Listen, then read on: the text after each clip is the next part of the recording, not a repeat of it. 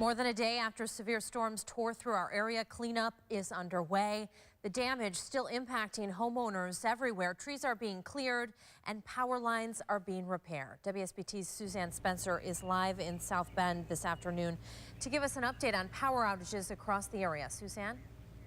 Well, thousands are still without power across the Michiana area. Right behind me, you can see this tree completely uprooted outside this family's home here in River Park, and they are not alone. Indiana and Michigan Power Company says they are working to assess the damage as we speak. They said once the debris is removed, they can assess the damage and restore power to each individual home. But for some people in South Bend, they won't see power restored until Saturday. Communications Director Brian Bergsma says they will target the most populated areas first. When we do an assessment process, that is essentially, we send our crews around the entire region, and they will literally be looking at what the damage is. And what that really does for us in the long run is we know where to send our crews. Rather than sending a line crew out to do tree work, we will send a tree crew to go and do what they need to be doing. And in the end run, that will literally save, if not many hours, a day or two. Well, crews joined forces to restore power to over 46,000 homes across the area. Elkhart should see 100% of power restored tonight at 6 p.m. and South Bend by Saturday at 6 p.m. Reporting from River Park, Suzanne Spencer, WSBT, Channel 22 News. Suzanne Spencer was out talking with neighbors today. She's live in South Bend with that story tonight. Suzanne. Well, we're between the area of Kellogg and Notre Dame, and this is just one of the areas where storms ripped through earlier this week. I&M tells me that they should have power restored by the end of the week, but for now they have to pick up all the debris before they can restore power. And in a neighborhood near Leaper Park, crews are busy moving trees that are blocking homeowners' front doors and trees laying across streets. Once the debris is removed, assessors can survey the damage and restore power to those areas. One homeowner told us that he powered up a generator while he waits for the power to return.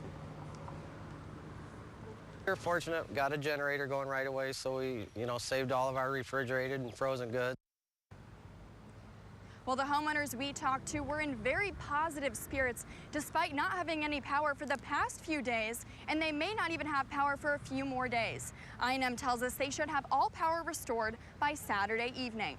Reporting live from South Bend, Suzanne Spencer, WSBT, Channel 22 News. That means their food in their refrigerators is spoiling. No way to charge their cell phones tonight. But WSBT's Suzanne Spencer found some neighbors helping each other tonight. She's live in South Bend with that story. Suzanne. Well, debris has been out here on the streets now since 1 o'clock yesterday morning. I&M says they have to clear the debris even to get to the power lines, and sometimes putting up those power lines can take several hours. We talked with a few neighbors who said living without power is bringing them together. I had biscuits and gravy for breakfast, cooked on a grill. George Conley says he and his wife are coping just fine without power, even after this week's storm demolished their car and front yard. We were just getting ready to go to bed.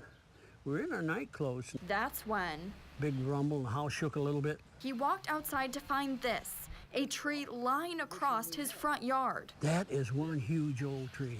George and his wife have been without power since early Tuesday morning, and they found out they could be in the dark for a while. I just thought it'd be a day or so and, no problem, but not so.